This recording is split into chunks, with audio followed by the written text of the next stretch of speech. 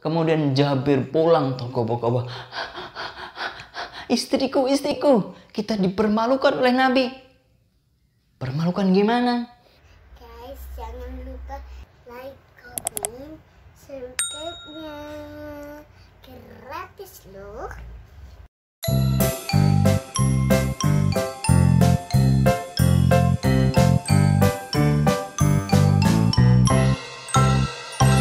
Cerita Kak Ade.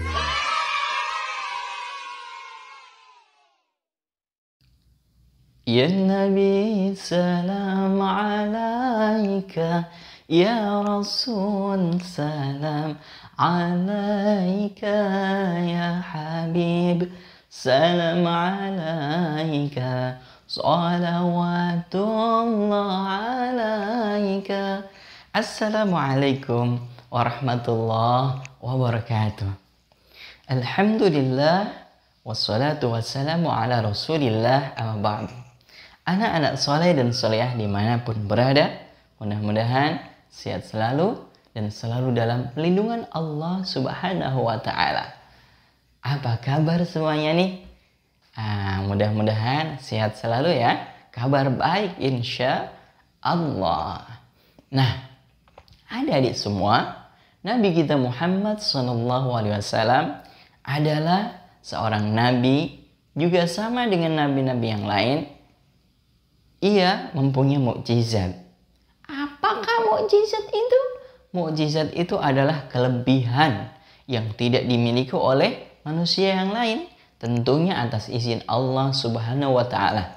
Sebagaimana Nabi Allah Musa alaihissalam dengan tongkatnya bisa membelah lautan atas izin Allah. Nabi Isa alaihissalam menghidupkan orang yang sudah mati atas izin Allah Subhanahu wa Ta'ala. Nabi Ibrahim dibakar 3 hari 3 malam tidak hangus atas izin Allah Subhanahu wa Ta'ala. Nah, Nabi Muhammad SAW mempunyai juga banyak mukjizat. Nah, antara lain yaitu pada suatu ketika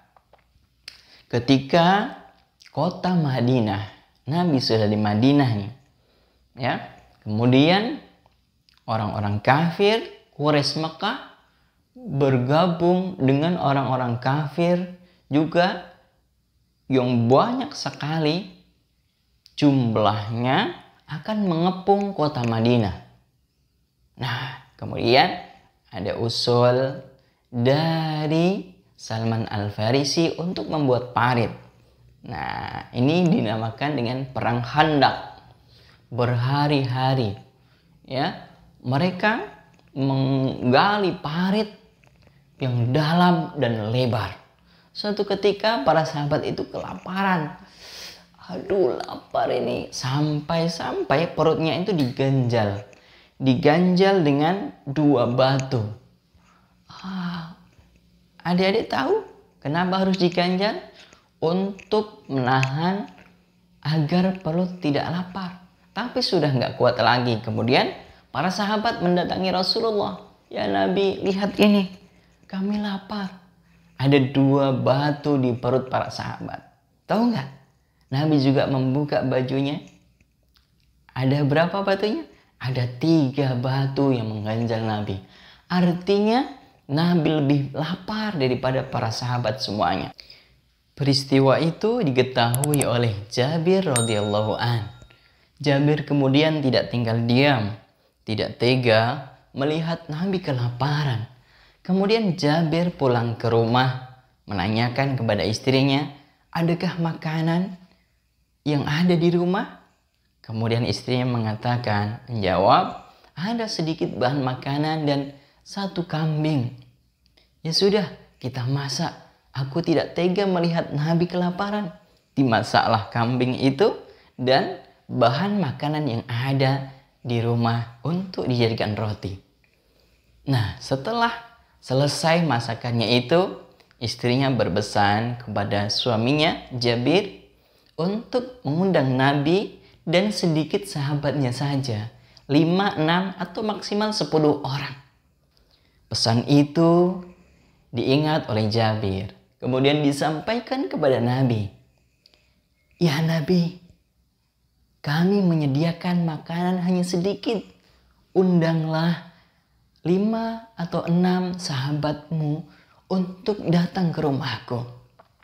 "Makanan?" kata Nabi. "Iya Nabi." "Ya sudah, engkau pulang, siapkan makanan itu, dan aku berpesan, jangan dibuka makanan yang sudah tersedia itu, yang sudah siap itu." "Baik Nabi." Ya. Kemudian Nabi naik di tempat yang tinggi.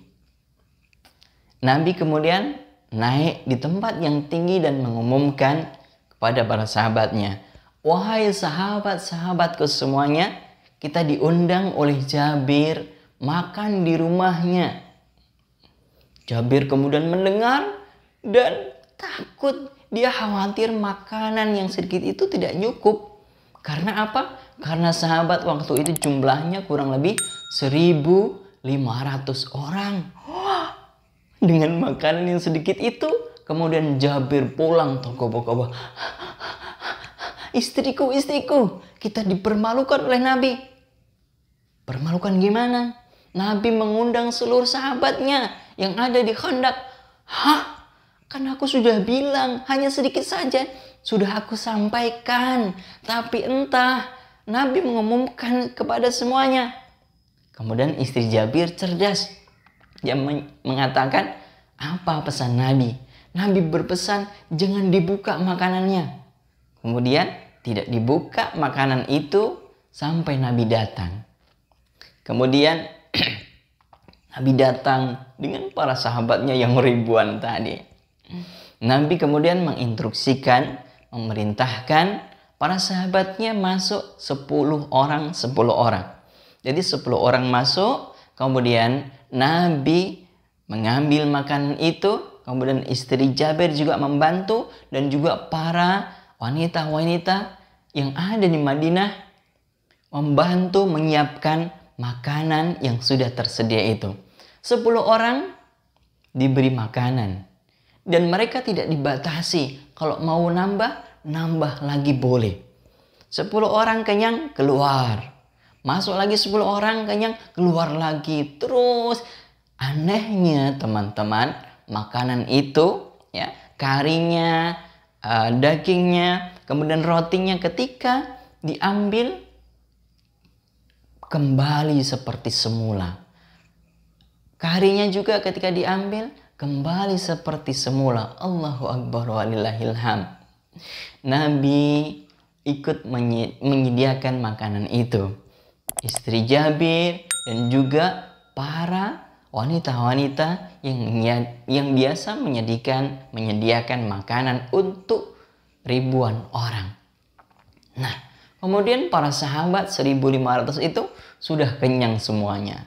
Kemudian Nabi berpesan kepada Jabir dan istrinya dan juga para wanita yang menyiapkan makanan itu, berikanlah makanan ini juga kepada penduduk Madinah. Tidak hanya pasukan yang sedang menggali parit, tapi juga diberikan kepada satu penduduk kota Madinah. Setelah satu penduduk kota Madinah sudah makan semuanya, tinggal keluarga Jabir. Setelah Jabir mengambil makanan itu, barulah makanan itu berkurang. Allahu Akbar walillahilham. Ya, Nabi atas izin Allah bisa membuat makanan yang sedikit hanya untuk 5-10 orang, tapi bisa untuk 1.000 lebih orang. Tentunya atas izin Allah. Kalau bukan Nabi, kalau bukan atas izin Allah, hal ini tidak terjadi. Inilah salah satu mukjizat yang dimiliki Nabi. Ada lagi mukjizat yang lain. Tunggu cerita selanjutnya dari Kak Adin. Jangan lupa like, komen, dan subscribe. Dan juga share ke teman-teman kalian. Agar kalian mendapatkan pahala jariah menyebarkan ilmu yang bermanfaat. Wassalamualaikum warahmatullahi wabarakatuh.